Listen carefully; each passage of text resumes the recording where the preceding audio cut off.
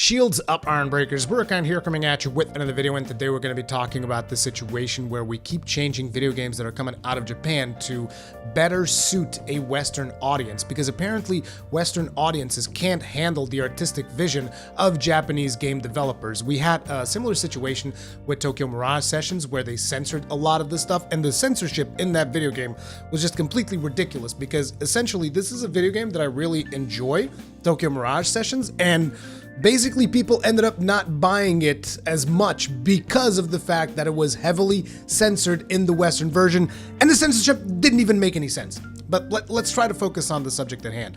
This is an article by Tom Marks over at IGN, and I will be reading through this article, and then I will try to explain to you guys why this is such a disrespectful thing that we keep doing in the West, and it just needs to stop, okay? It just needs to stop. Persona 5 Royal will change homophobic scenes for Western release. Atlus has confirmed that certain scenes in Persona 5, which were considered homophobic and offensive by many fans, I wonder how many fans actually is, but will be updated and altered in the Western release of Persona 4 Royal. Speaking to IGN during a Persona 5 Royal preview event, Atlus Communications Manager Ari Advincula explained that dialogue in certain scenes, specifically ones involving Ryuji and two effeminate male characters, would be changed so that those men were no longer shown in a negative light. We actually were able to go through some of the lines that players may not have received as well, look at that feedback, and then update it. No, I think she said updated, but this is implied, for the current generation. Advincula said, explaining that they've changed both the first scene in which you meet these characters as well as the notorious beach scene they are later featured on. So basically, if an artist wants to depict a homophobic scenario, he can't do it. You can't do it in the concept of a video game to depict, okay, so this character is homophobic for the purpose of this storytelling. No, you can't have that. You just can't depict those types of situations because we have to protect people from anything that is even mildly controversial. The dialogue in these scenes has been widely criticized since Persona 5's Western launch for a variety of reasons.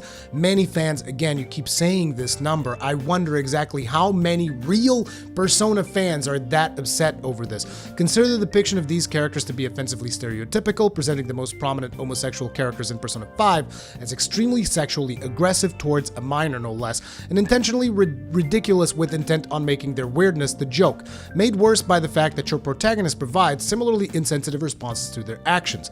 Well, if that is the case, if this is such a big deal, surely the artists themselves that created this particular scenario in the video game, they're going to be like, yeah, we should probably change this. So clearly this is going to be changed for the Japanese version as well, right? While Atlus didn't share exactly how these scenes would be updated in response to these complaints, Advincula said if they would be addressed was one of the first things she did when joining the team. That's really important to me, and I think it's really important for the community as well. Advincula also explained that their localization team has an internal content review team.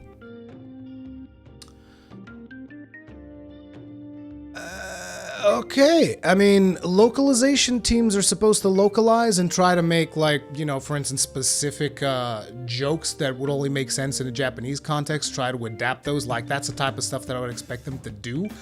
But an internal content review team? She described as very on the pulse about what's right and what to do. She explained Royal was a chance to make it right.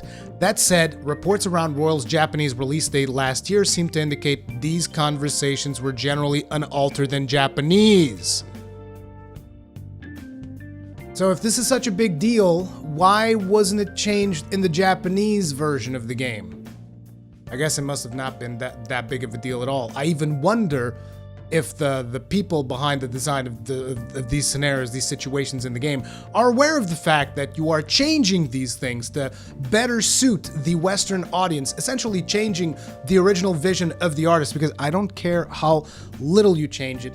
I just don't care, because like it's like, we just changed this little line of dialogue here and there. We just changed the graphic on this character a little bit here and there. We just, you know, censored this little thing a little bit here and there, just to adapt it. No. Okay, you have to ask yourselves one thing. And the one thing that you have to ask yourselves is, are video games art? Do you consider video games to be art? Because if you consider video games to be art, what you are doing right here is incredibly disrespectful. Like, that's just it. There's no ifs, ands, or buts about it, unless you don't consider video games to be art, at which point I have nothing to say to you, because video games are art. I don't give a damn what anybody else says. If you think video games are not art, you're wrong. It's that simple. You're just wrong, and it's not even worth discussing it any further. Video games are art, and what you guys are doing when you are localizing a lot of these video games and changing the original artist's vision is nothing short of disrespectful towards the artists themselves. Atlus also told us that fans shouldn't give up hope for a Persona 5 port on Switch, asking them to keep telling them they wanted it or they would never be able to make it. Persona 5 Royal is out on West on March 31st. And by the way, if Atlus Japan or Atlus US is not aware if fans want a Persona 5 port on the Switch, I don't know what to tell you, dude. Like, what do people have to do? Do we have to, like, start making ritual satanic sacrifices out in the streets for you to understand? Like, I don't... Like, of course we want Persona 5 on the Switch. But anyway, I want to give you guys a bit of an example here about just how disrespectful this is, okay?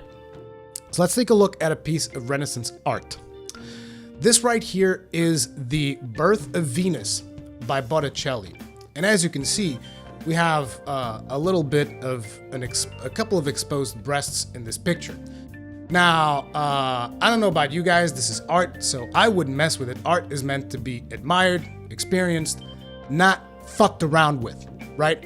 But to put things into perspective, what people end up doing with a lot of these small changes that they make to the Japanese games coming out to the West is something akin to this. So, like, I mean, I think this is kind of objectifying the female body, right? So let's go ahead and cover that up. There we go. We put a little star on there. Boom. Perfect for public consumption now, right?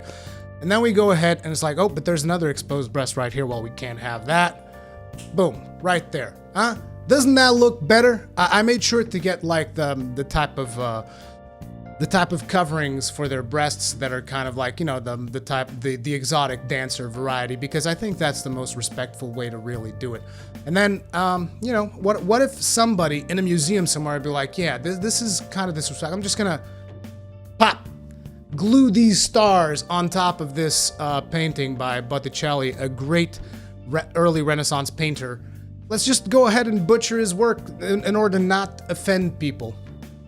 Is this the world we live in?